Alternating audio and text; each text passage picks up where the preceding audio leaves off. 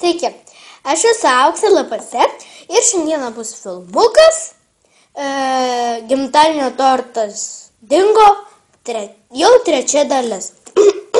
Taigi gero žiūrėjimo. Mama, aš visus įskaudinau, niekas su manim nebenori draugauti. Na, per gimtadienį, tada kai išvariau dėl torto. Ką man daryti? Nieko. Lauk, gal kažkas ateis. Iš kur tu žinai? Tikrai, mama teisi. Turi laukti, iš kur tu žinai. Gal kažkas pasirodys. Jei nepasirodys, duodu tau žodį. Leisiu nuvykti pas Violetą, nors aš tau pas ją ir neleidžiu. Tikrai, duodi man žodį?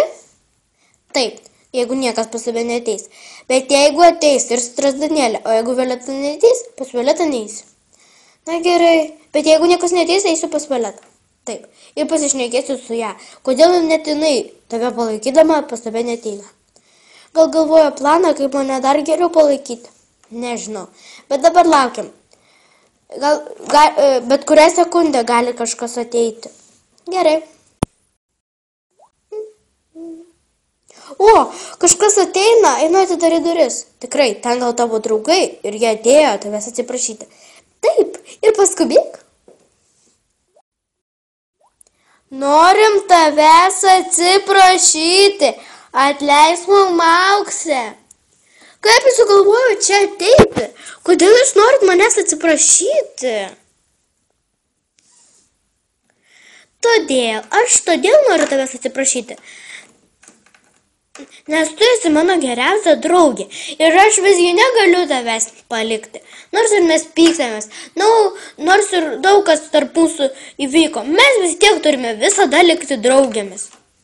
Strazdanėlė, iš kur pas tave tokie gražūs žodžiai? Tu teisi, mes turime likti draugėmis ir niekada neišsiskirti. Nors ir mes daug ko prisipykom, daug ką pridarėm, bet mes niekada negalim išsiskirti. Aš dėl to atsiprašau. Paklausyk kitų, kodėl jie nori atsiprašyti.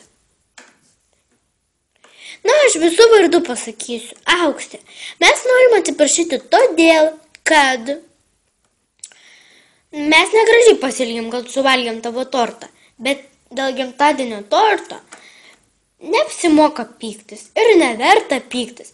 Geriau jau lik draugais ir toliau amžinai būti gerais draugais. Ačiū Jums už tokius gražius žodžius. Užeikit pas mane.